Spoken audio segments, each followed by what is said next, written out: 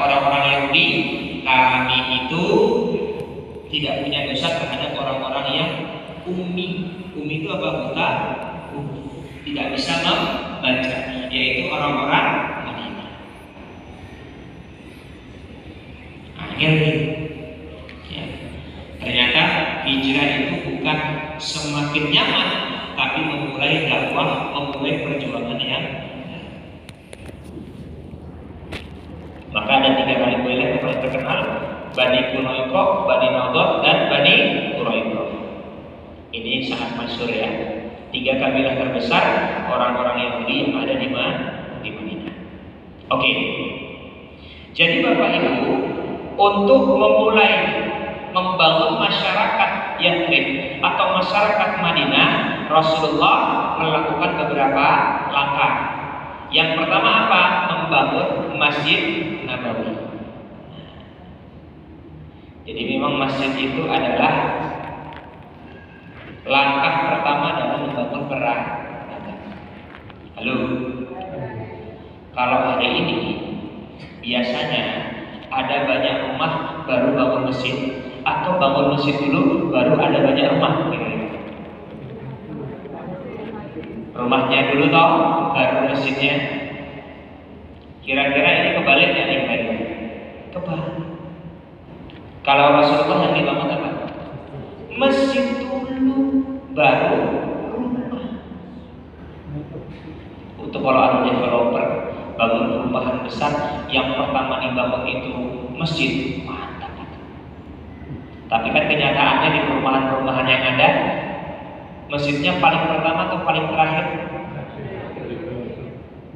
Pokoknya diinformasikan lahan di sini insya Allah akan dibangun masjid. Insya Allah. Rumahnya sudah jadi, masjidnya belum. Betul atau betul? Yusah kok betul gitu. Jangan dirahmati Allah, kalau Rasulullah yang dibangun apa dulu? Masjid dulu. Masya Allah. Jadi masjid itu adalah pusat peradaban. Maka kemarin saya sampaikan, kita ini ngaji di masjid, sedang menghidupkan masjid, mengembalikan masjid pada zaman Rasulullah. Karena masjid itu bukan hanya tempat sholat toh, tapi tempat melaksanakan aktivitas. Bahkan menuntut ilmu, pembelajaran itu pusatnya di mana? Masjid.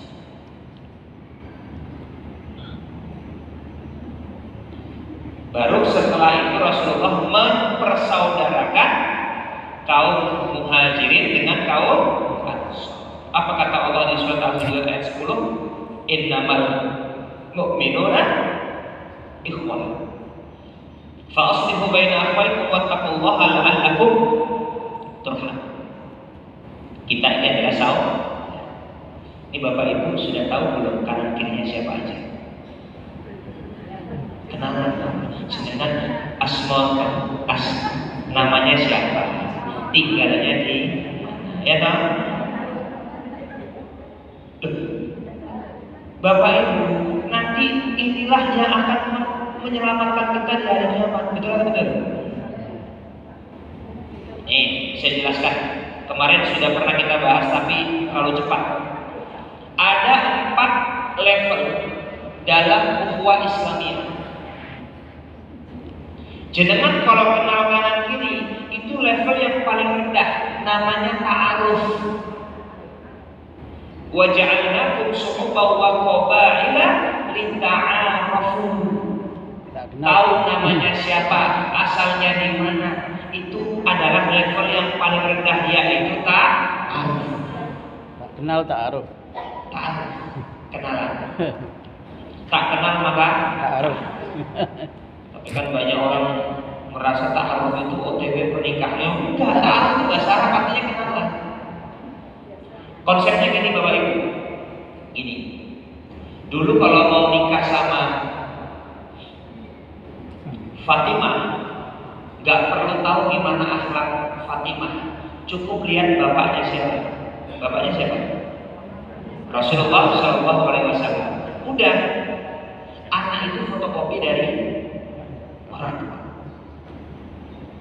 Jadi ketika mau menikah dengan Aisyah, gak perlu kepo bagaimana akhlaknya Aisyah. Aisyah bapaknya siapa? Abu Bakar. Sudah. Tapi masalahnya anak zaman sekarang yang mendidik mereka bukan hanya orang tua. Banyak anaknya kiai tapi yang mendidik beli. Betul tidak? Maka kita butuh mengenal. Maka ada istilah Ustaz, saya sudah ta'aruf sama seorang akhwat. Bagus itu. Berapa lama? Sudah 5 tahun. Itu pacaran namanya ta'aruf. Nah, jadi begitu ya. Level kedua adalah tafahur, yaitu saling memahami. Mungkin pakai M itu Ustaz. Tafahur, ya tafahur. Bukan pakai M. Tafahum. Iya. Hum. Paham. Ya, mafhum pakai M, betul. Terima kasih Pak. Pakai M. Ya. Dari kata apa? Paham. Fahimah. Ya, mafhum. Tafahum. Itu saling memahami. Kalau ada zaman sekarang misal ada temen makannya bareng gitu ya, itu nggak usah nanya mau makan apa, sudah tahu temennya itu.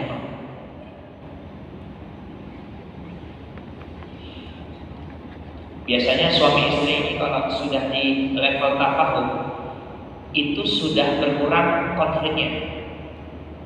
Awal nikah biasanya ketika suaminya suka lupa naruh kunci di mana, itu masalah.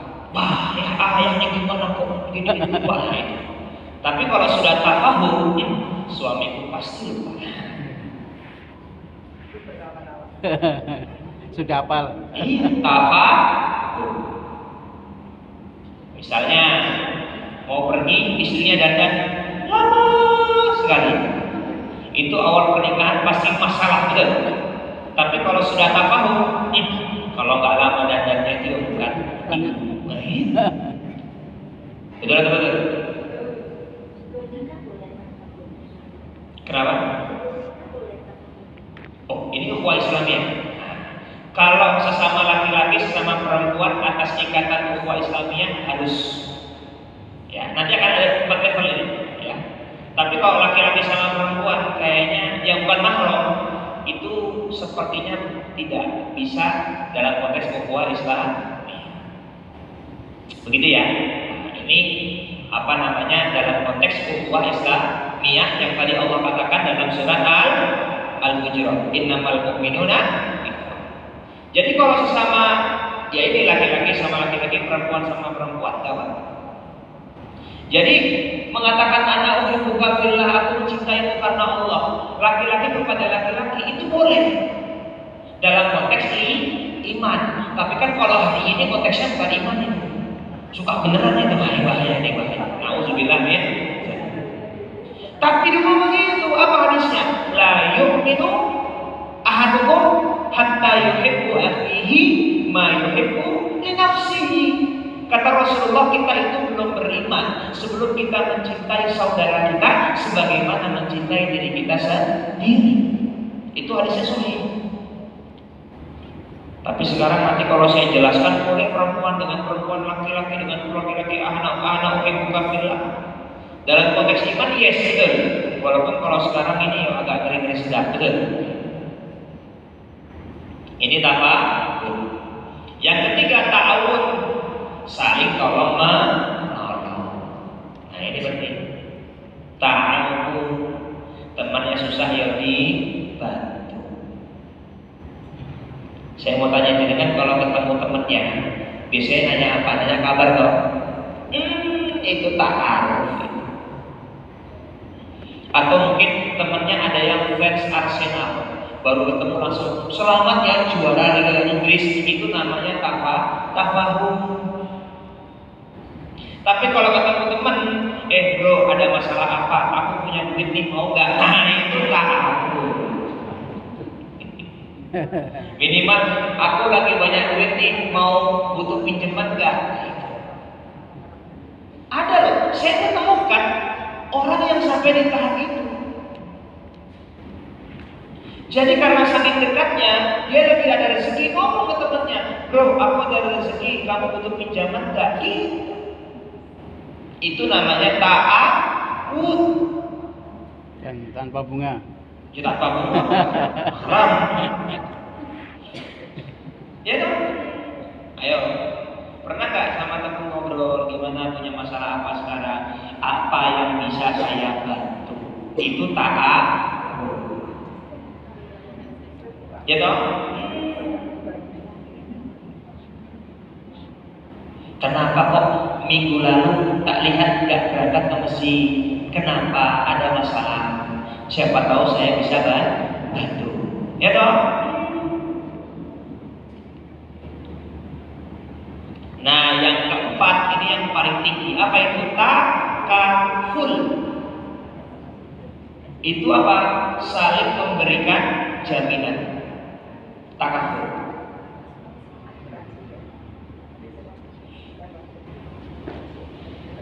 Saya punya teman menikah. Tak tanya, antum kok bisa nikah? Ketemu di mana? Dikenalkan sama ustadz saya. Itu takaful. Tak jamin kalau sama dia itu aman.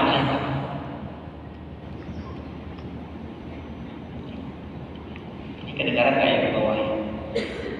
Kedengaran kayak di bawah. Enggak. Soalnya di bawah ada istri saya. Lagi nemenin anak saya. TPA. Sama-sama. Enggak. Saya ini hasil takaful. Jadi ketika saya mau melamar istri saya itu ragu sama saya. Mas Mahfud ini serius kan begitu? Saya punya guru, bukan hanya guru, tapi bos saya di Unires, Ustadz Muhsin Haryanto. Beliau itu direktur Unires, saya pengasuhnya. Maka istri saya itu murid beliau. Silaturahim nanya ke guru saya, Ustadz Muhsin, kira-kira Mas Mahfud ini serius gak ya? Apa jawaban Ustadz Muhsin? Tak jamin serius. Kalau dia nggak serius, tak pecat dari UMS.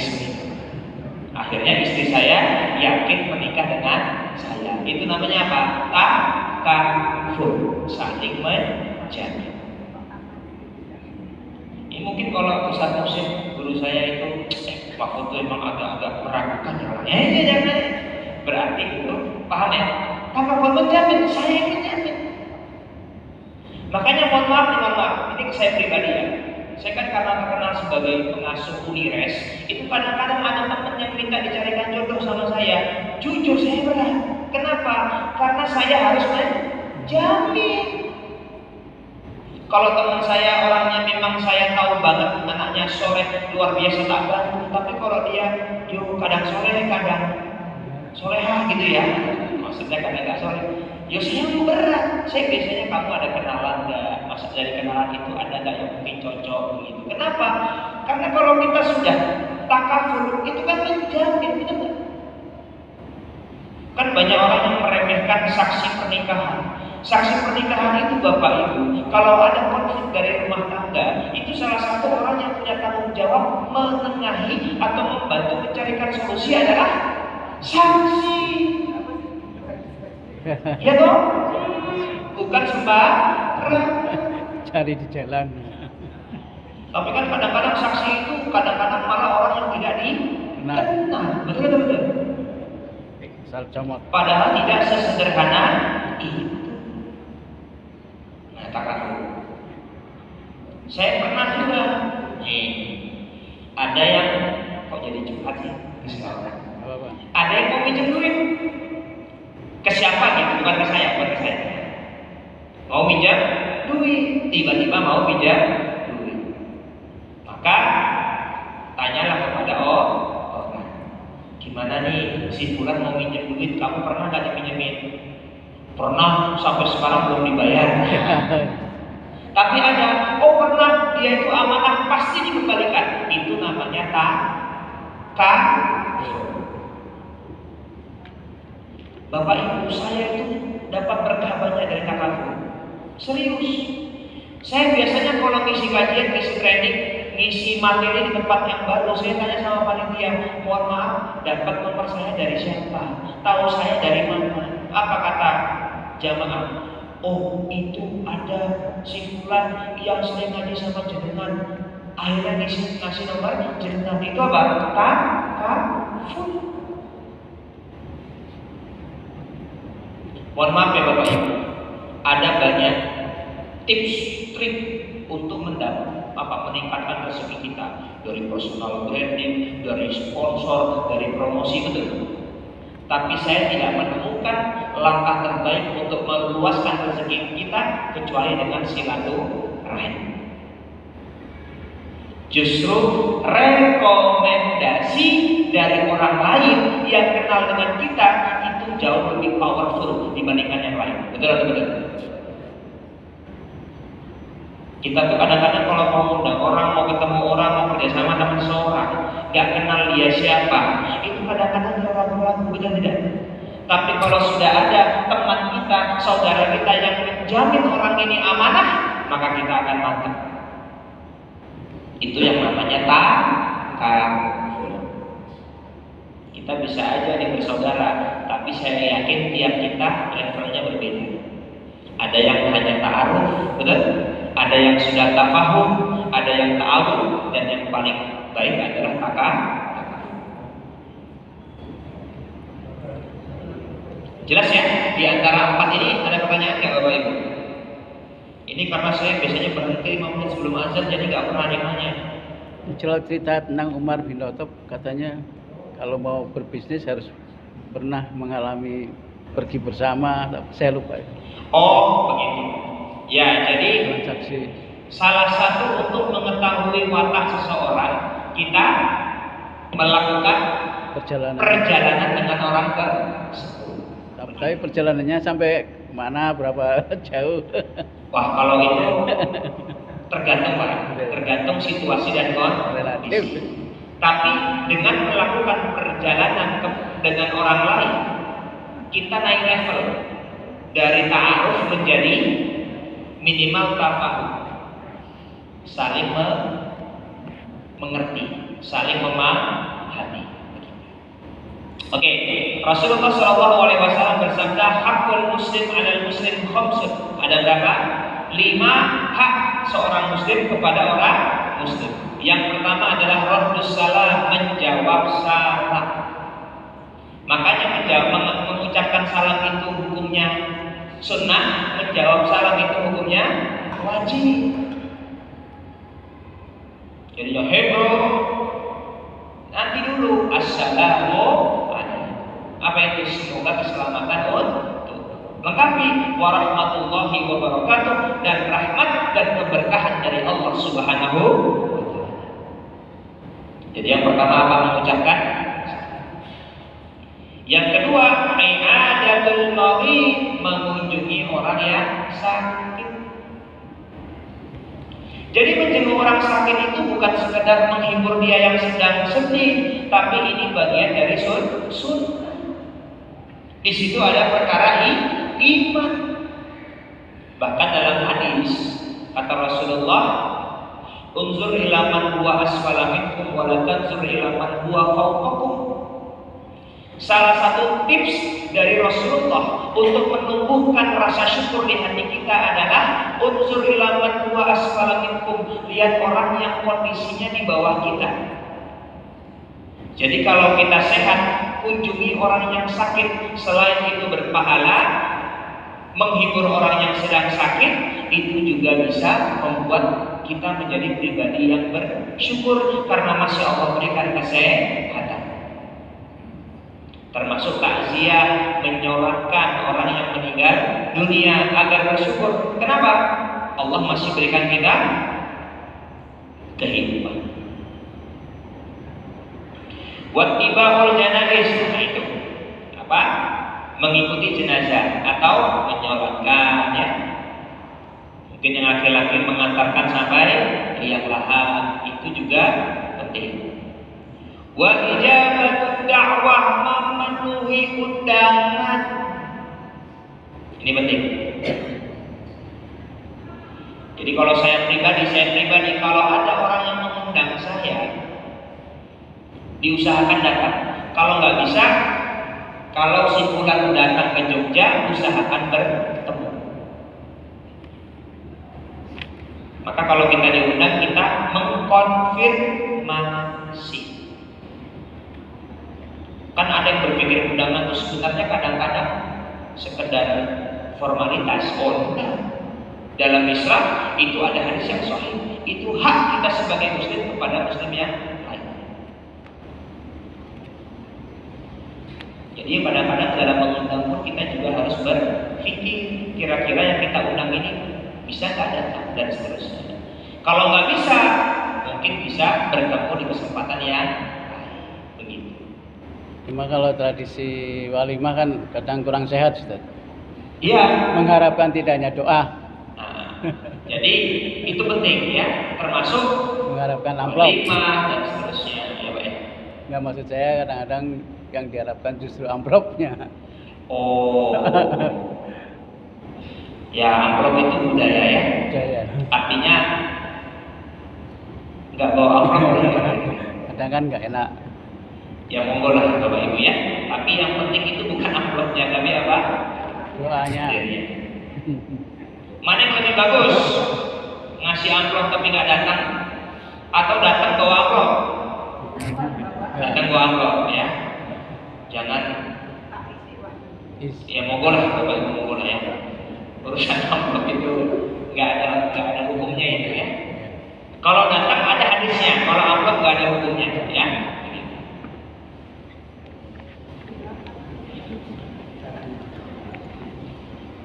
Buat tasmitul atis, yaitu apa? Menjawab ketika ada yang bersin. Ada ustaz, saya masih ingat sekali, saya nama ustaznya lupa. Dia itu nikah gara-gara ketika dia bersin di kereta api, ada perempuan yang balas, ya Alhamdulillah gitu. Dinikahin, Bu. Karena beliau tahu persis zaman itu ilmu menjawab bersin itu tidak seperti sekarang. Jadi kalau seorang wanita yang mau menjawab bersin, maka minimal solehah. Begitu. Tapi yo jangan berharap nanti jawab bersin dinikahin, enggak juga. Tapi saya tahu ada seorang ustaz yang bercerita dia ketemu istrinya itu dari situ, dari bersin. Tapi jangan pura-pura bersih.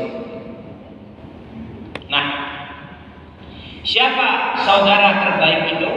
Yang tadi kata Allah, innamal mu'minuna ikhwah. Ada di Ali Imran ayat 110. Kuntum khairu ummatin ukhrijat linnas. Umat Islam adalah umat terbaik yang Allah lahirkan.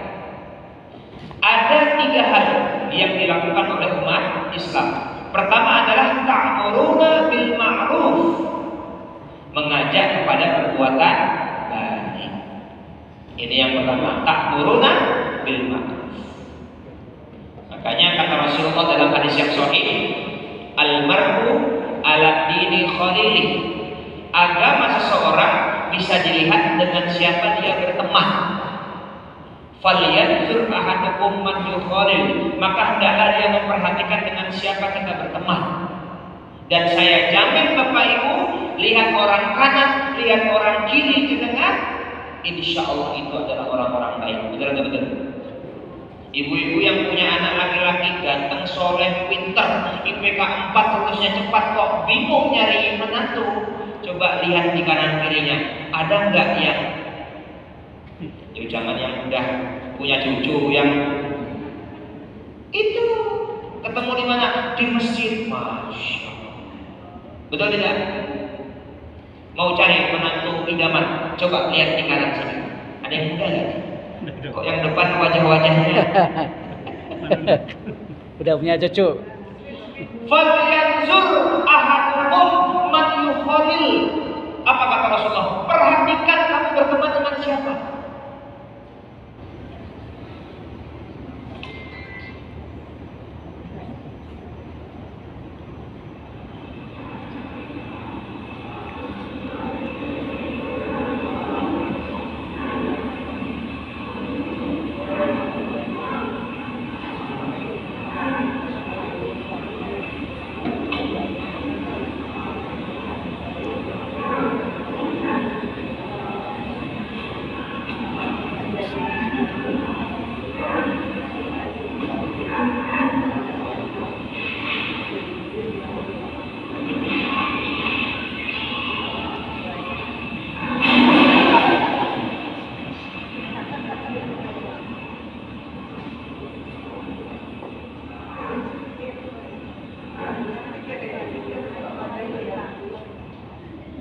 Tuh, yang membuat dia dimakan sama buaya siapa?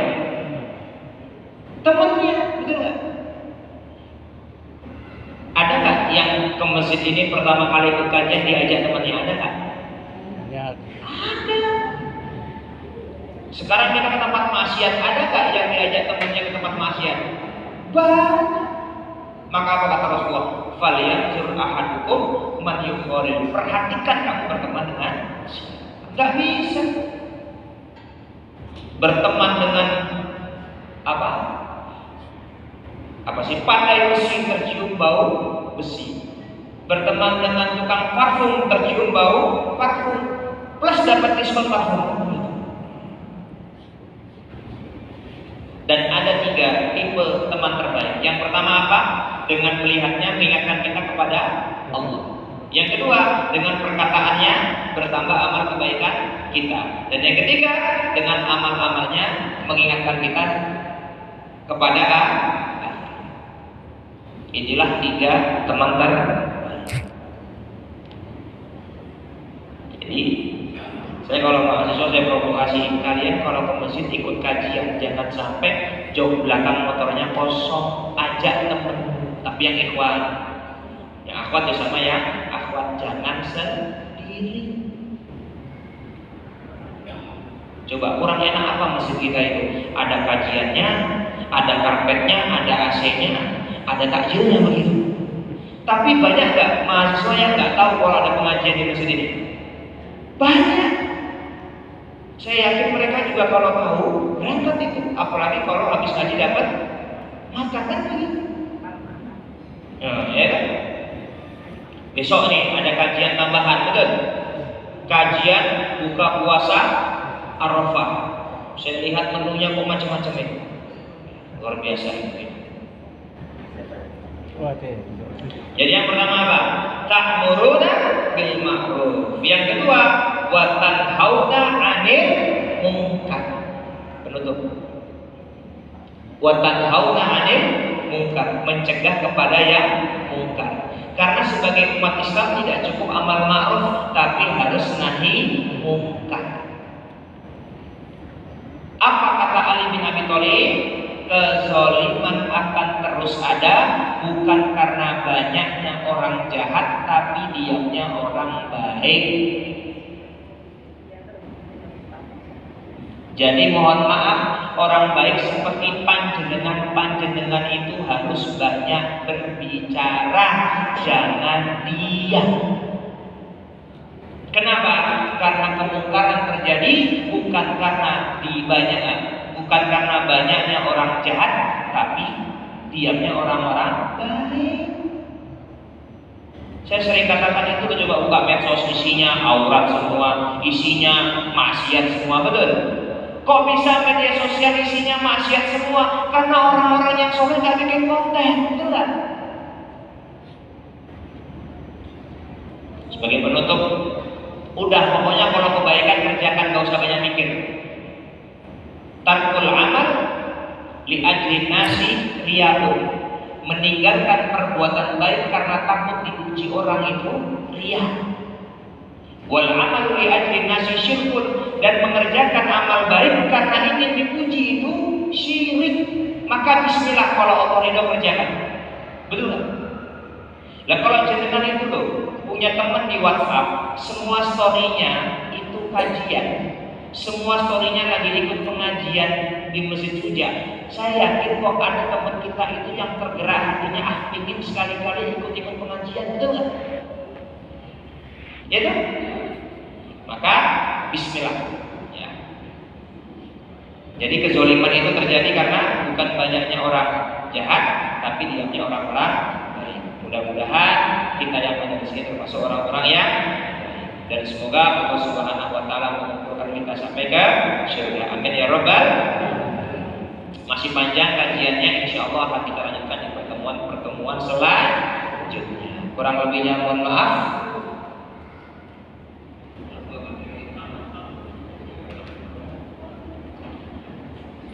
Kurang lebihnya mohon maaf. Assalamualaikum warahmatullahi wabarakatuh. Waalaikumsalam warahmatullahi wabarakatuh. Kami ucapkan jazakumullah khairan katsiran kepada Ustaz Mahfud Khairul Amin yang telah menyampaikan kajian pada sore ini. Kita tutup dengan sama-sama melafazkan hamdalah dan doa kafaratul majelis. Alhamdulillahirabbil alamin. Subhanakallahumma wa bihamdika asyhadu an la ilaha illa anta astaghfiruka wa atubu ilaik. Sebagai informasi tambahan, Bapak Ibu, insyaallah besok akan kita laksanakan kajian puasa Arafah dan juga akan ada menu buka bersama. Dan kami mengundang kepada para jemaah sekalian untuk bisa menghadiri kajian tersebut. Terima kasih. Dipersilakan kepada Bapak Ibu untuk menyatakan